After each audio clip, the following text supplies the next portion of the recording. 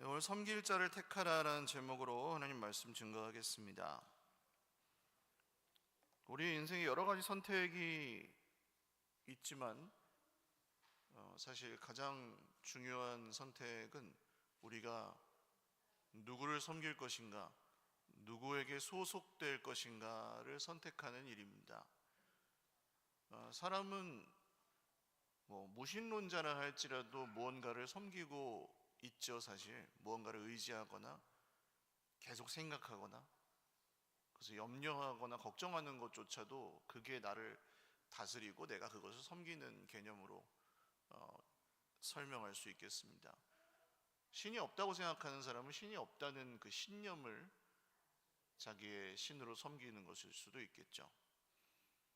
오늘 이 여호수아라는 사람이 구약 성경에 이제 출애굽 마지막 여정인 가나안 땅을 정복하는 그 전쟁들을 거의 이제 완수하고 나이가 많이 들었을 때 이스라엘 백성들에게 선포했던 설교 내용이 오늘 우리가 함께 읽은 본문인데요.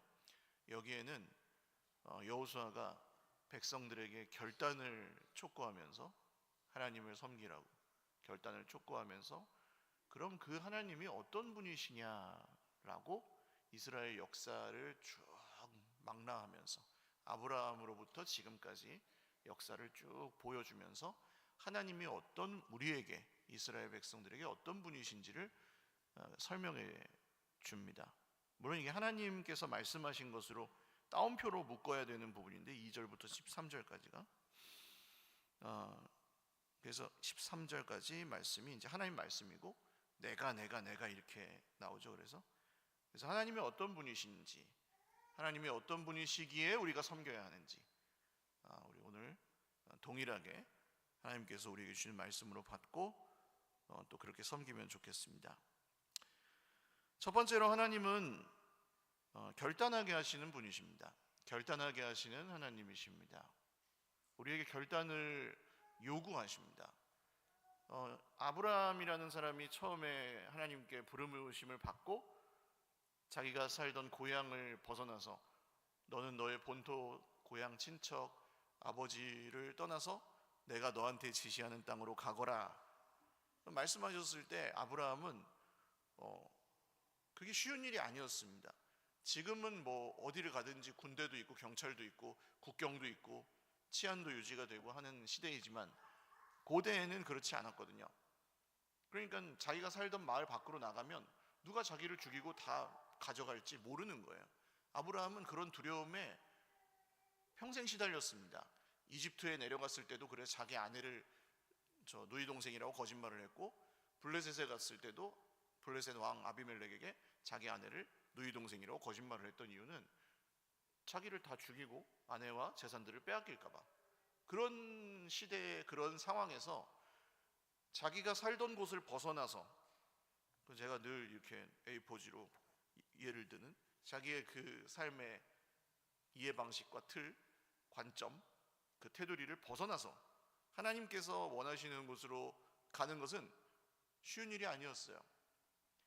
근데 오늘 말씀을 보시면 하나님께서 강 저쪽에서 이 아브라함을 이끌어내셔서 하나님 가나안 땅으로 오게 하시고 번성하게 하셨다.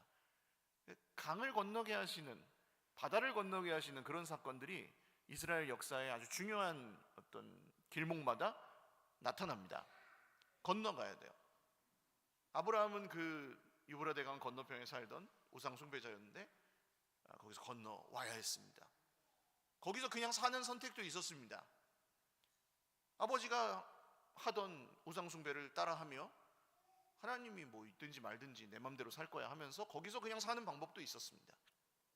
그러나 아브라함은 결단해서 그 강을 건넜고 하나님의 인도하심과 말씀을 따라서 건넜고 믿음의 조상이라고 불리게 되었습니다.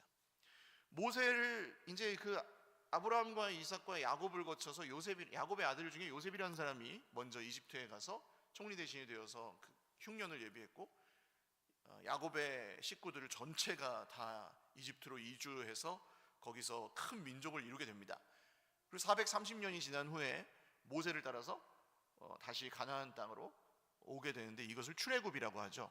애굽이 이집트입니다. 그래서 출애굽 사건이 있는데 거기서도 애굽에서 나올 때 홍해, 지금 페르시아만 있고 거기 중동에 있는 홍해 아시죠? 그 홍해를 건너서 이 다시 가나안 땅으로 돌아와야 했습니다.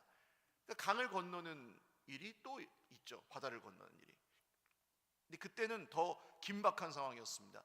뒤에서는 이집트 군대가 잡으려고 쫓아오고, 이 큰 노예들 잡아야죠. 다시 잡으려고 쫓아오고, 또 이 이스라엘은 군대가 아니라 그냥 노예 집단이었잖아요. 그러니까 여성들, 어린아이들, 어르신들 다 같이 이제 모여서 이렇게 그냥 건너갈 수가 없는데, 앞에는 홍해가 쫙 이렇게 펼쳐져 있으니 이건 다 우리 죽었다 하고 막 이스라엘 백성들이 두려워하고 있을 그런 때였습니다. 그런데 하나님께서 모세를 통해 이 홍해가 갈라지게 하시고 그 땅을 마른 땅으로, 강 바다 밑바닥 거기를 마른 땅으로 건너가게 하시죠. 그리고 이스라엘 그 이집트 군대가 따라오는 군대는 전부 수장을 시킵니다. 이스라엘 다 건너간 후에 이렇게 건너가야 했습니다. 홍해를 가르게 하시는 것은 하나님께서 모세를 통해 하신 일이지만, 거기를 이제 건너가는 건 누가 건너가야 돼요? 네, 이스라엘 백성이 건너가야죠. 내가 건너가야 되는 거예요. 이 물이 언제 다시 이렇게 쏟아질지 모릅니다. 이집트 군대는 실제로 그 물이 쏟아졌잖아요. 거기서 결단하지 않고 건너가지 않으면 어떻게 됩니까? 이집트 군대에게 잡혀서 다시 가서 노예 생활을 해야 되는 거죠. 그러니까 하나님께서는 거기서도 이스라엘에게 결단을 요구하셨던 것입니다. 얼마 전에 함께 나눴던 말씀, 요단강을 건너간 사건 기억나시죠? 언약궤를 맨 제사장이 그 발이 물에 닿는 순간 1cm, 1mm만 떨어져 있어도 물이 갈라지지 않았습니다. 제사장의 발이 물에 닿는 순간 요단강이 갈라지게 하셨고, 거기를 또 이스라엘 백성들이 건너가야 했습니다. 건너편에는 여리고성이라는 그 가나안 최강의 성이 버티고 있었고, 또 여기도 마찬가지로 물이 언제 다시 흘러 넘칠지 모르는 상황이고, 제사장들은 백성들이 다 건너갈 때까지 그 가운데서 언약궤를 메고 버텨야 했습니다. 이것도 역시 결단을 요구하신 거죠. 건너가게 하실 때 그 결단은 내가 해야 되고 우리가 해야 됩니다. 그리고 이것이 언제 해야 되는 결단인가 보시면, 오늘 15절 말씀을 보시면 여호수아가 백성들의 리더들에게 이렇게 말합니다. 너희가 섬길 자를 언제 택하라? 오늘 택하라고 말합니다. 여러분, 결단은 오늘 하는 거죠. 내가 오늘 하는 거예요. 우리의 삶은 사실 보이는 우상과 보이지 않는 우상으로 가득합니다. 우리가 말씀 안에 거하고 말씀에 순종하고 주님의 뜻을 이루시게 하기 위해서 애를 쓰고 주님을 기쁘시게 해드리게 하려고 주님을 생각하고 기도하고 함께 공동체를 이루어가고, 이런 시간들이 우리의 인생의 목적이 거의 되어가고 있지만, 사실 그래도 우리 삶의 어떤 부분, 나 혼자 내가 마음대로 할 수 있는 어떤 부분에서는 우리는 거기서 여전히 우상을 숭배하고 있기도 해요. 염려나 걱정이 우리의 우상이 되기도 하지만 때로는 선한 것들이 우상이 되기도 합니다. 돈은 악한 게 아니죠. 돈이 우리를 다스리는 우상이 됐을 때 악해지죠. 건강, 자녀, 뭐 다 안 좋은 게 아닙니다. 그렇지만 그게 우리를 지배해버리면, 하나님보다 더 강하게 우리를 다스려버리면 그것이 우상이 될 수도 있는 것이죠. 그래서 날마다 우리 하나님께서는 우리에게 결단하라고 하십니다. 너희가 섬길 자를 오늘 택하라. 내가 건너야 될 강이 있습니다. 어떤 분들은 그것을 알면서 오랫동안 그 앞에서 머뭇머뭇하고 계시는 분들도 계실 거예요. 어떤 분들은 그런 강을 하나하나 건너면서, 여기 아브라함이 강을 건넜고 이스라엘 백성들이 홍해를 건넜고 요단강을 건넜고 하는 것처럼 이렇게 영적으로 성장해 가시는 분들도 계실 거예요. 하나님께서는 우리에게 결단하게 하십니다. 왜냐하면 우리를 멸망하게 그 노예 가운데, 죄의 노예 가운데 두지 않으시고 하나님의 백성으로 삼으시기 위해서, 할렐루야, 구원하시기 위해서, 생명을 주시기 위해서, 기쁨을 누리게 하시기 위해서 우리에게 결단하게 하십니다. 두 번째로 하나님 어떤 분이시냐 하면 우리를 승리하게 하시는 하나님이십니다. 하나님은 우리를 승리하게 하시는 분이십니다. 세상에서는 어떻죠? 승리하거나 성공하거나 이런 것들은 자기의 실력에, 자기가 가지고 있는 힘이나 재물의 양이나 자기의 지식이나 이런 것들에 달려있다고 생각합니다. 노력이나. 근데 세상을 살아가다 보면 그것도 아니라는 걸 우리가 알 수 있죠. 아무리 노력해도 안 되는 것들이 있습니다. 그리고 우리가 최선을 다했지만 그 결과가 좋지 않을 때도 있고요. 근데 하나님이 주시는 승리는 다릅니다. 하나님의 뜻대로 순종하며 하나님께서 승리를 주시겠다고 약속하셨기 때문에 우리를 승리케 하십니다. 오늘 이 이스라엘 백성들이 가나안 땅에 이제 들어가려고 출애굽했을 때 이집트 군대가 막 쫓아옵니다. 상대가 안 되는 최고의 정예병, 이집트 그 당시 고대에 정말 판도를 지배했던 이집트의 병거와 말과 강한 군사들과 신무기들과 이런 것들이 이스라엘 백성들을 쫓아옵니다. 이길 수 있나요? 없었습니다. 근데 누가 이기게 하시죠? 하나님이 이기게 하셨습니다. 할렐루야. 또 가나안 땅에 들어갔을 때도 가나안 족속들, 거대한 성, 오죽하면은 이스라엘 백성들이 정탐을 보냈다가 그들은 거인이고 우리는 메뚜기라 그랬겠어요? 비교해 보니까 도저히 이길 수가 없으니까 그렇게 얘기한 거죠. 이길 수 없었습니다. 그런데 여리고성을 그냥 마지막 날 7바퀴 돌고, 그러니까 그냥 와르르 무너져 갖고 거기를 다 치게 하시는데, 진멸하게 하시죠. 아이성을 진멸하게 하시죠. 그 수많은 그 가나안 족속들의 왕들을 다 정복하게 하시죠. 여기 오늘 말씀해 보면 왕벌을 보내셔서, 하나님이 말벌, 가나안에 그 있는 말벌을 보내셔서, 군대가 싸운 게 아니에요. 너희가 활과 칼로 싸운 것이 아니고 내가 벌을 보내서 너희들을 대신 싸우게 했고 너희는 그래서 이긴 거다 라고 말씀하십니다. 이 승리는 누가 주신 것입니까? 하나님이 주신 것이었습니다. 여러분, 오늘 우리의 인생은 이런 우리가 진멸해야 될, 우리가 싸워야 될 것들이 늘 있습니다. 신약 성경으로 가보시면 바울 사도라는 분이 많은 성경을 썼죠. 그분이 늘 얘기하는 표현은 전쟁에 관련된 표현입니다. 전쟁. 마귀의 불화살을 막으며, 그죠? 불화살이 진짜 날라온다는 거예요. 계속. 에이, 목사님 뭐 이렇게 평화로운 시대에 불화살이 날라오잖아요. 실제로 순간순간 우리를 시험에 빠지게 하고 유혹하고, 마귀는 우리 어깨 위에 산다고요.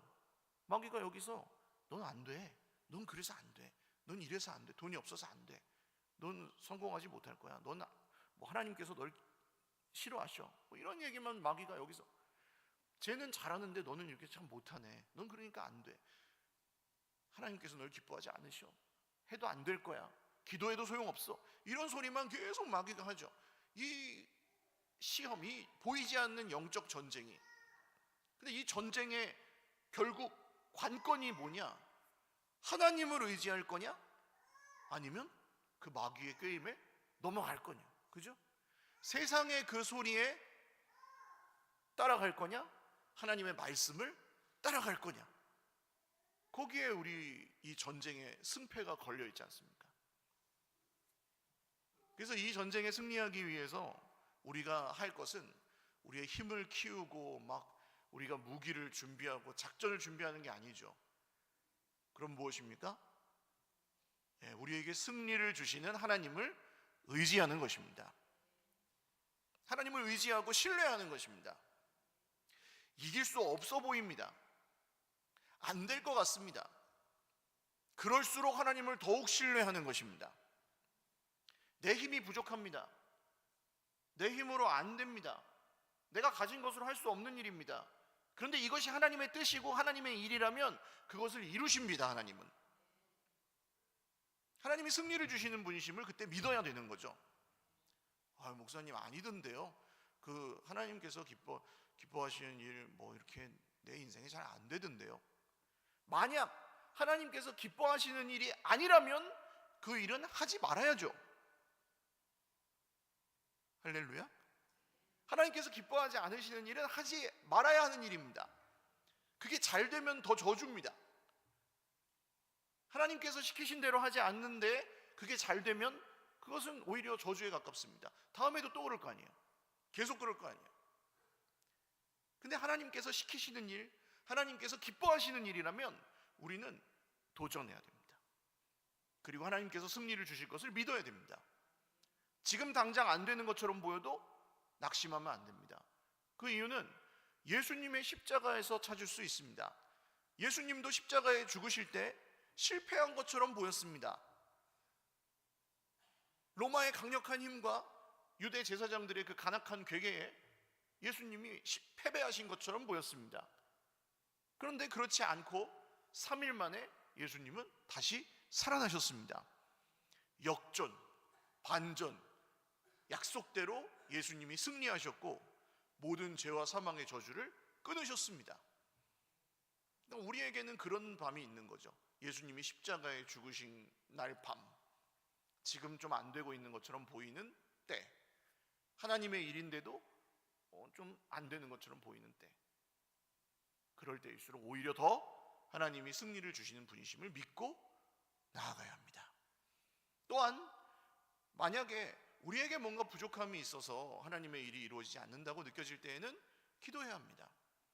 여호수아가 여리고성에서 그 전쟁을 승리한 후에 거기서 한 사람, 아간이라는 한 사람이 거기서 나오는 그 전리품을 하나님께서 다 멸하라고, 불태우라고 하셨는데 그것을 챙깁니다.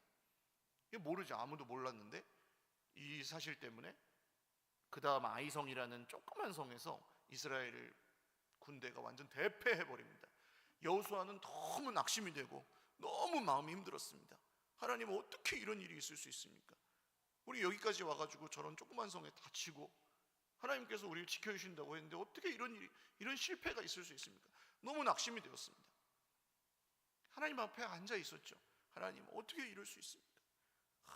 저희 부족함이 무엇입니까? 저희들이 하나님께서 어떤 뜻을 갖고 계시길래 우리가 졌습니까? 하나님께서 알려주십니다. 너희 중에 내가 취하지 말라고 한 그 전리품을 욕심 때문에 취한 사람이 있다. 그것을 완전히 진멸하여서 바치면 다시 회복될 것이다. 하나님께서 그때는 알려주십니다. 그러니까 우리는 어떤 일이든, 인생에 일어나는 어떤 일이든 하나님께서 승리를 주신다는 것을 믿는 것과, 혹시 그것이 잘 안 될 때는 하나님 앞에 기도하는 것, 할렐루야. 그것이 우리가 또 이 승리를 주시는 하나님을 섬기는 법이라고 할 수 있겠습니다. 세 번째로, 하나님은 저주를 축복으로 바꾸시는 분이십니다. 이스라엘 백성들이 광야 모압이라는 나라를 만났을 때 모압 왕 발람이 발람이라는 그 무당한테 사주를 해가지고 이스라엘을 저주해달라고 합니다. 발람이 당나귀를 타고 이렇게 막 오다가 앞에 칼든 천사가 지키고 있으니까 당나귀가 계속 안 가죠. 그래가지고 이놈의 당나귀가 왜 안 움직여? 그러니까 당나귀가 갑자기 말을 합니다. 아니 주인, 내가 시킨 대로 안 간 적이 있습니까? 저 앞에 천사가 칼 들고 지키고 있는데 가면 죽어 하고 막 당나귀가 말을 할 정도로 그런 사건이 있었는데 그래도 갑니다. 발람은. 이게 무당의 특징입니다. 그 무당 분별법은 여러분 제가 가르쳐 드렸나요? 무당 분별법은, 무당은 계좌를 사랑합니다. 계좌를 늘 오픈하고 거기다 이제 돈을 이렇게, 무당의 특징이에요. 돈이 중요합니다. 무당은. 발람도 돈 때문에 이제 이스라엘을 저주하러 산에 올라갔어요. 그래서 이제 저주를 그렇게 사주를 받았으니까 저주를 이스라엘을 향해서 탁 이렇게 선포해야 되는데 저주가 안 나가고 축복이 나가는 거예요. 입에서. 누가 그 입에 저주를 축복으로 바꾸신 거예요? 하나님이 바꾸셨습니다. 하나님은 모든 저주를 축복으로 바꾸실 수 있는 분입니다. 우리는 저주를 두려워해요. 사람은. 근데 축복과 저주의 권한은 하나님께만 있습니다. 사람이 우리를 저주한다고 두려워하실 필요 없습니다. 그 저주는 하나님께서 축복으로 바꾸실 수 있습니다. 성경에 나오잖아요. 우리 인생에 어떤 재앙이 있고 저주가 있고 그렇게 보일 수 있습니다. 그러나 그 재앙과 저주는 하나님이 축복으로 바꾸실 수 있습니다. 그래서 우리가 하나님을 섬기는 것입니다. 우리를 향한 모든 저주가 축복으로 바뀌게 하실 수 있는 분이 하나님이십니다. 이것을 십자가에서 이루신 일이죠. 예수님은 우리 대신해서 십자가에 죽으시고 죄값을 치르심으로 죄와 사망의 저주로부터 우리를 완전히 자유하게 해주셨습니다. 죄와 사망의 저주는 무엇입니까? 지금 2025년 이렇게 정말 화성에 우주선을 보내는 시대에도 사람들은 전부 자기만 알죠. 내가 다 맞죠. 고집부리죠.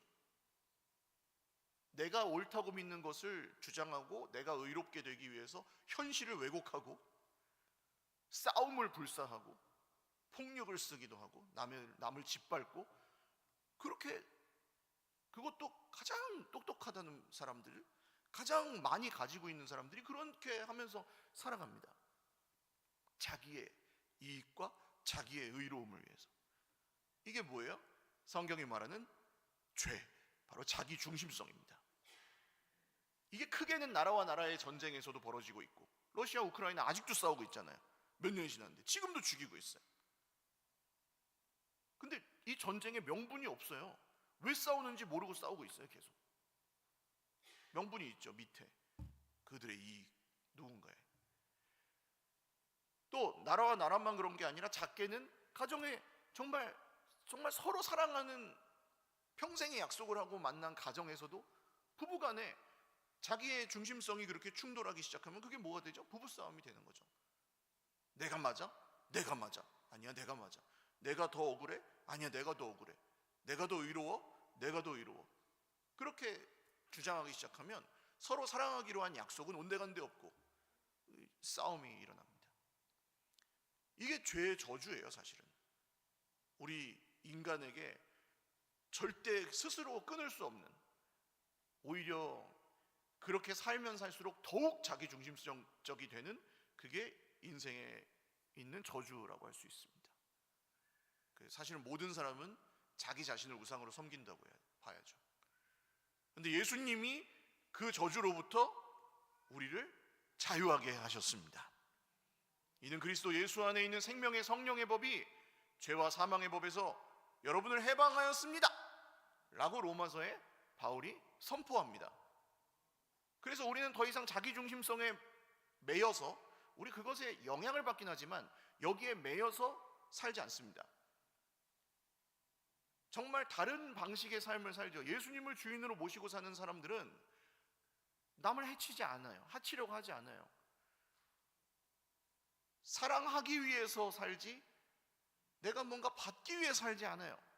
그렇게 달라집니다. 변합니다. 지난주의 표현으로는 숭고하고 아름다운 삶을 살아가기 시작합니다. 완전히 새로운 삶이죠. 왜? 죄와 사망의 저주로부터 우리를 해방하셨기 때문입니다. 장례식에 가보면 믿는 사람의 장례는 다릅니다. 다르잖아요. 예수님을 믿고 돌아가신 분의 장례식에서는 찬송을 부릅니다. 노래를 불러요. 노래를. 세상 사람들은 미쳤다고 그러죠.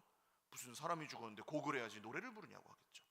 근데 우리는 기뻐하며 천국의 환송의 노래를 부릅니다. 부활의 소망의 노래를 부릅니다. 죽음의 사망의 저주의 소리를 자유케 하셨죠. 인생의 이 큰 저주로부터 우리를 자유케 하시고 그것을 축복으로 바꾸신 주님이 바로 우리의 하나님이십니다. 그러므로 어떤 저주도 두려워하지 마십시오. 하나님께서 주시는 복을 구하십시오. 마지막 네 번째로, 하나님은 누리게 하시는 분입니다. 하나님은 우리에게 은혜를 주시고 그것을 누리게 하시는 분이십니다. 너희의 손으로 수고하지 않은 땅을 주었다. 가나안 땅에 들어가니까 그 땅이 다 이제 경작지가 다 이제 마련되어 있죠. 너희 손으로 짓지 않은 성을 주었다. 13절. 성이 다 건설되어 있어. 어떤 성은 무너뜨렸지만 어떤 성들은 다 건설되어 있어. 집도 다 있어요. 너희에게 심지 않은 포도원을 주었다. 포도나무가 다 심어져 있어요. 감람 열매 먹게 하셨다. 올리브 나무가 다 심어져 있어요. 그냥 먹으면 돼. 들어갔더니, 물론 들어가 농사를 지었겠지만 어쨌든 손으로 수고해서 먹는 게 아니라 그냥 은혜로 주신 것을 가서 마음껏 누릴 수 있는 땅이 이 가나안 땅, 약속의 땅이었습니다. 하나님께서 주시는 은혜, 가시적인 축복의 상징이죠. 가나안 땅이, 약속의 땅이. 근데 하나님은 이런 것을 우리에게도 주셨습니다. 우리에게 주신 가시적인 축복. 목사님, 저는 복을 받은 게 없는 것 같은데요. 여러분, 우리가 살아있잖아요. 지금 별로 기쁘지 않으십니까? 사는 게 살아있잖아요. 이재용 회장님, 우리 초등학생들이 이재용 회장님 좋아하더라고요.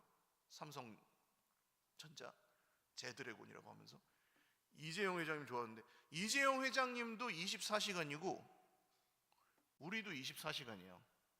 할렐루야. 하나님 공평하게 주셨어요, 시간을. 이재용 회장님 1000년 삽니까? 아니죠. 그분도 이제 오래 건강관리 잘 하셔가지고 오래 살면 100살쯤 사실 거고, 우리도 똑같아요. 그 정도 삽니다. 똑같아요.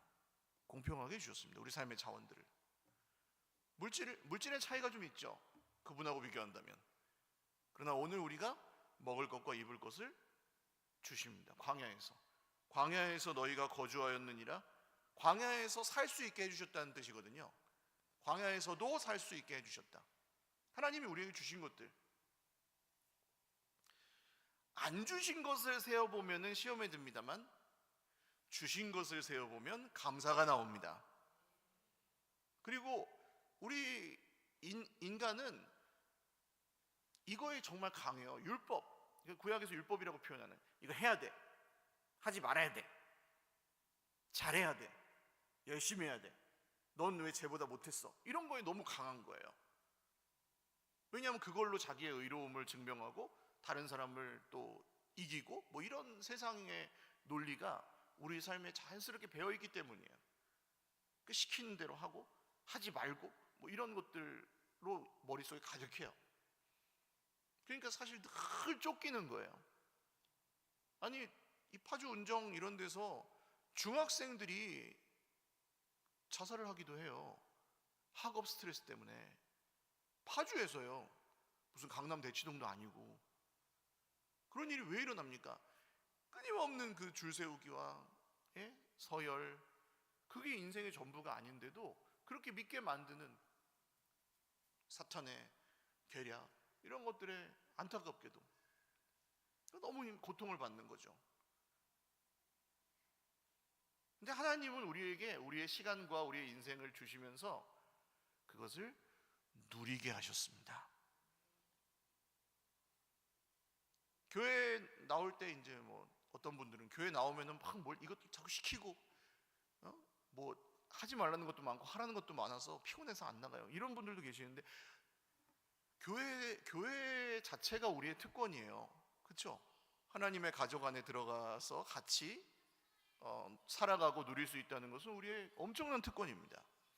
또한 정말 우리가 서로를 섬길 수 있다는 것도 특권입니다. 자기만 알고 살아가는 세상에서 내가 남을 위해서 이바지하면서 살 수 있다니, 사랑하게 하신 것도 특권입니다. 하나님이 우리가 노래를 부르면 하나님이 들으십니다. 할렐루야. 이것도 특권이죠. 내가 뭐라고? 우리가 하나님께 기도하면 하나님이 그걸 들으십니다. 기독교인의 의무라서 하는 게 아니에요. 특권이에요. 하나님이 우리의 기도를 들으신대잖아요. 약속하셨어요. 그러니까 어떤 분들은 기도에 뭐 느낌이 없으면 응답이 없다 이렇게 생각하시는데, 아닙니다. 아까 승리를 주시는 게 왜 그렇다고요? 승리하게 해주신다고 약속했기 때문에 승리하게 해주신 거거든요. 기도를 들으신다고 약속했기 때문에 우리가 그걸 믿고 기도하는 거예요. 내가 너의 기도를 들을 것이다. 하나님 들으십니다. 응답이 없는 기도는 없어요. 그래서 다 들으시기 때문에 아세요, 하나님이. 근데 우리가 그 기도가 다 더 많이 이루어진다고 생각할 때는 언제입니까? 하나님의 뜻대로 기도할 때 그 기도가 이루어지는 거죠. 이렇게 특권을 하나님이 누리게 하셨습니다. 그래서 우리 인생에 있는 모든 것들을 누리셔야 돼요. 바꾸셔야 돼요. 점점 내 인생에 있는 것들을 누려야 되는데, 이전에는 어떻게 누렸습니까? 내가 원하는 대로 무한 욕망을 무한 긍정하는 방식으로 누렸습니다. 그러니까 끝까지 하는 거죠. 죽어라고 하는 거죠. 중독에 빠지기도 하고 그렇게 누리는 거죠, 예수님 없이 살 때는. 근데 지금은요, 이제는 달라진 겁니다. 그럼 따라하시죠. 감사함으로 누리는 삶. 감사함으로 누리는 삶입니다. 누가 주셨는지를 기억하고 감사함으로 누리는 삶. 사람이 이제 새 방을 사는데, 전셋집을 사는데, 뭐 월세집을 사는데 보증금 없이 들어갔어요. 그럼 어때요? 땡큐죠. 맞습니까? 내가 돈을 안 내고 보증금을 안 내고 들어갔어요, 전셋집을. 그러면 땡큐죠. 근데 그렇게 살던 사람이 주인한테 전화를 걸었어요. 저 여기 세입자인데요, 제가 여기 사니까 제가 주인이에요. 그럼 돼요, 안 돼요? 돼요, 안 돼요? 안 되죠. 공짜로 살게 해줬으면은 뭐라고 해야 돼요? 전화해서 감사합니다 해야죠. 그게 우리 인생이에요. 하나님이 은혜로 우리에게 주셨어요. 우리 세입자예요. 보증금 없는 세입자들. 할렐루야. 우리의 시간도 하나님 주셨고, 우리의 물질도 하나님 주셨고, 우리의 지혜나 지성이나 모든 거 다 하나님 주신 거예요. 우리 그렇게 믿어요. 그래서 우리가 그 시간의 일부를 하나님께 이렇게 드려요. 이해 가십니까? 우리의 물질을 전부 하나님 주셨어요. 하나님 거예요. 아멘이 적어진 것 같아. 우리의 돈도 하나님이 다 주셨어요. 하나님 거예요. 맞죠? 이거 인정을 안 하셔도 하나님이 뺏어가시려고 그러면 언제든 뺏어가실 수 있어요. 생명도 하나님이 주셨어요. 우리 게 아니고 하나님 거예요.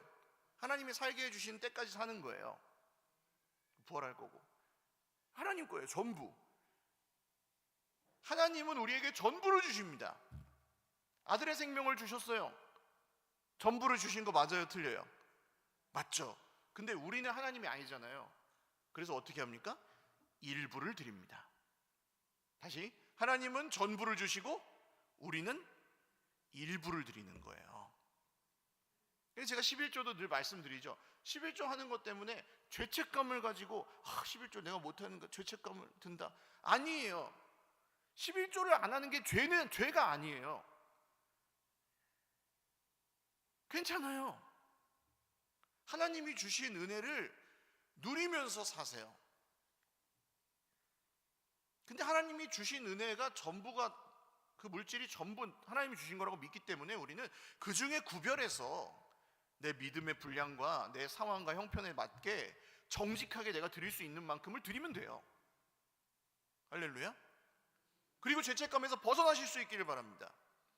100원이든 1000원이든 10,000원이든 내가 그걸 구별하여 드리고, 매월 하나님 제가 이 정도 지금 하나님 전부를 주셨지만 저는 일부를 드리겠습니다. 근데 이 정도 드릴 수 있습니다 하고 작정하고 드리는 거예요. 하나님의 일에 써주십시오 하고. 액수가 중요하지 않아요.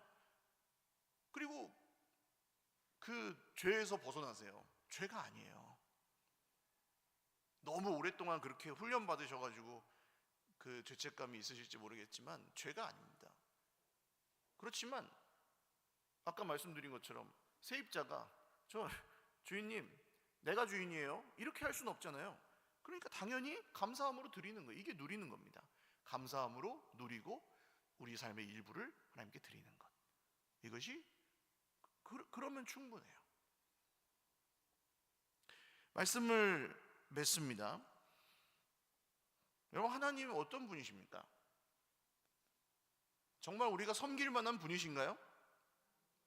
예, 우리에게 결단하게 하시고 이 멸망의 거기 애굽에서 뭐 유브라데 건너에서 강을 건너오게 하셔서 우리를 구원하시고 우리에게 승리를 주신다고 약속하시고 그 약속을 이루시고 우리 대신에 싸우시는 주님, 저주를 축복으로 바꿔주시는 주님, 그리고 반드시 그 은혜를 주시고 그 은혜를 누리게 하시는 주님, 하나님을 섬길 만한 분이라서 섬기는 거예요.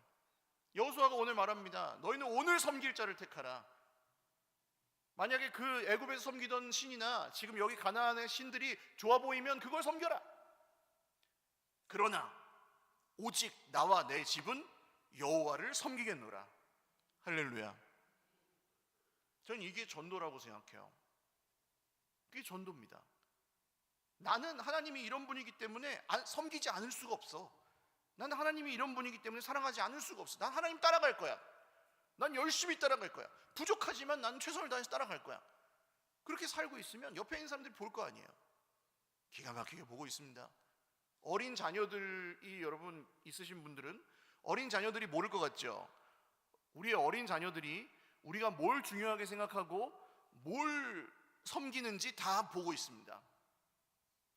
우리 옆에 있는 믿는 사람들 말고 안 믿는 사람들도 우리를 보고 있습니다. 우리가 정말 하나님을 섬기는지 아니면 돈을 섬기는지, 하나님을 섬기는지 아니면 자기 자신을 섬기는지 믿지 않는 사람도 다 보고 있습니다. 그냥 보이는 거예요. 그거는 내가 그렇게 실제로 하고 있는 그것이 보여요. 근데 오늘 우리는 이 여호수아처럼 선포하면서 살았으면 좋겠습니다. 다른 사람은 어쩌든지, 문제가 어쩌든지, 내 상황이 어쩌든지 나와 내 집은 여호와를 섬기겠습니다. 그거 사람이 방해할 수 없습니다.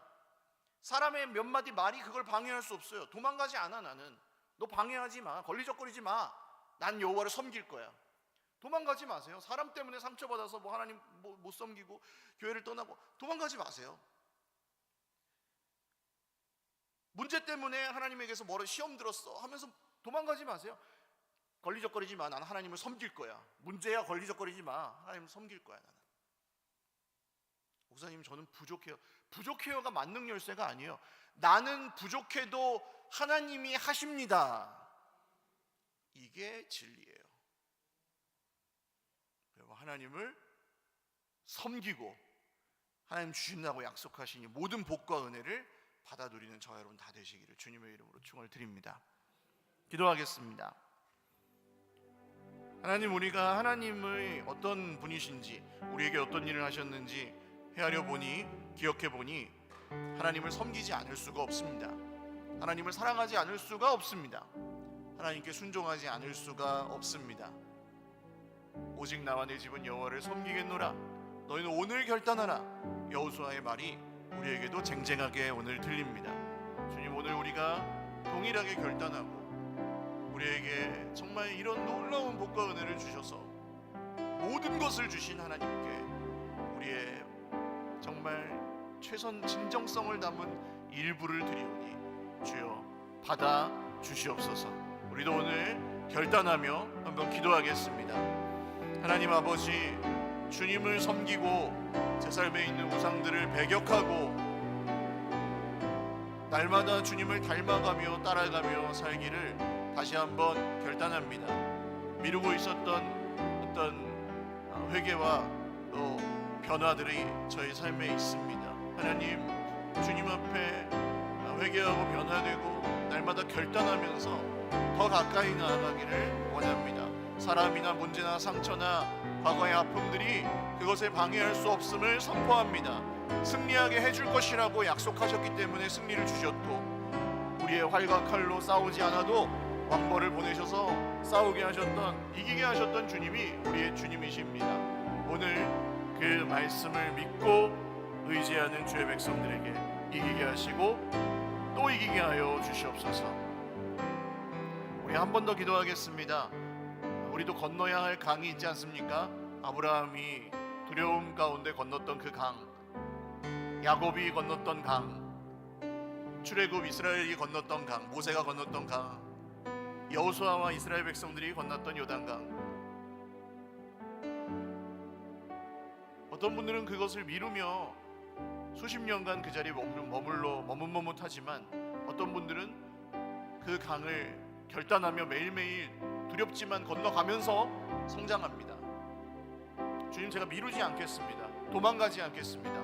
나와 내 집은 여호와를 섬기겠습니다. 과거의 상처가 어떻든, 한국 교회가 어떻든, 사람이 어떻든, 누가 어떻든 나와 내 집은 여호와를 섬기겠습니다. 여호와를 사랑하겠습니다. 그래서 끝까지 따라가서 그 복을 받기를 원하오니 주여 내가 그 강을 건너게 하옵소서. 다시 한번 기도드리겠습니다. 하나님 아버지, 내가 건너야 할 강이 있습니다. 하나님께로 정말 내 소속을 옮겨야 하고 온전히 내가 믿던 우상으로부터 벗어나 주님께 나의 인생을 드려야 하고 정말 그 삶이 기쁘고 그 삶이 생명의 삶이라는 것을, 풍성한 삶이라는 것을 우리가 알지만 미루고 있고 머뭇거리고 있었던 것이 있습니다. 주님 우리를 긍휼히 여겨주셔서 오늘 결단하고 그 강을 건너게 하여 주십시오. 순종할 때에 요단강이 갈라지게 하실 것입니다. 순종할 때에 홍해가 갈라지게 하실 것입니다. 순종할 때에 정말 본토 친척 아비집을 떠나 모르는 곳으로 갔을 때에도 하나님이 지켜주셨습니다. 말씀대로 이루시고 결단한 주의 백성들의 그 의지와 상황을 도우사 하나님께서 살아계신 것과 자기를 찾는 자들에게 상 주시는 분이심을 믿게 하여 주십시오. 한 번 더 마지막으로 기도하겠습니다. 승리케 하신다고 하셨습니다. 목사님, 저는 힘이 없어요. 저는 부족해요. 아닙니다. 부족하고 힘이 없는 건 상관없습니다. 형편이 안 돼요. 언제 형편 가지고 이기셨습니까? 성경에도 안 그렇고 우리 인생에도 안 그렇잖아요. 하나님이 약속을 주셨기 때문에 이기는 겁니다.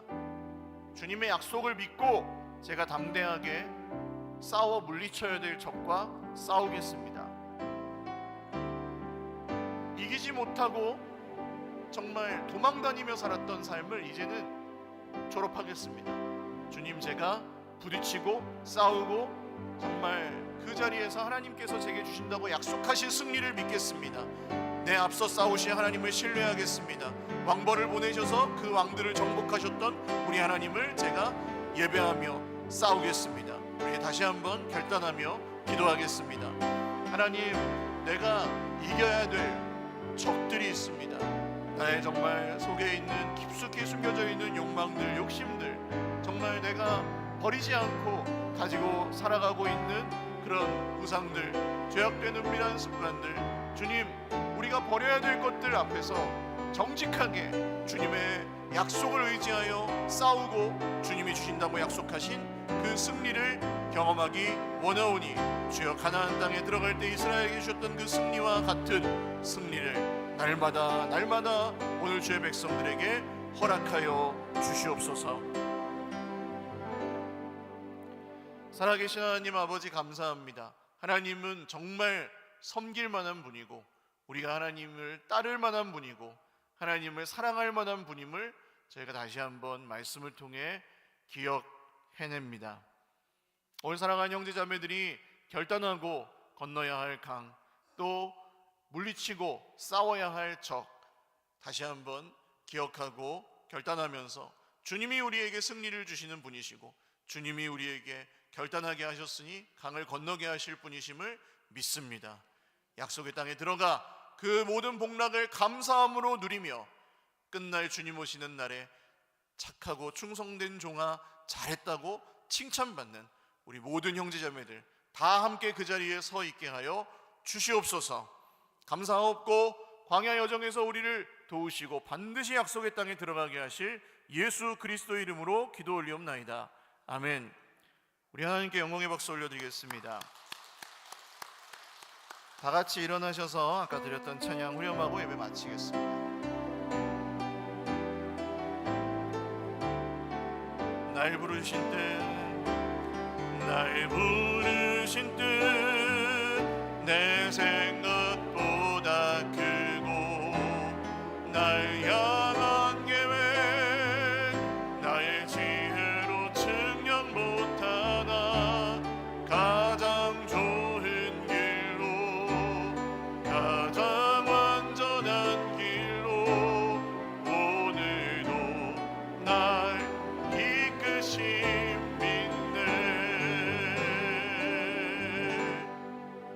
이제는 우리 구주 예수 그리스도의 무한하신 은혜와 하나님 아버지의 신실하신 사랑과 성령님의 교통하심이 오늘 정말 우리에게 이런 놀라운 은혜를 주시고 누리게 하시는 하나님 아버지를 신뢰하며 그분의 말씀 앞에 결단하며 강을 건너고 적을 물리치고 또 정말 저주를 축복으로 바꾸어 주시는 하나님을 의지하는 주의 백성들 머리머리 위에와 가정과 자녀 손들 머리 위에와 끝까지 함께 싸우며 나가며 승리할 우리 서일교회 공동체와 한국교회 그리고 이 나라 이 민족 세계 열방 가운데 영원토록 함께 있을지어다.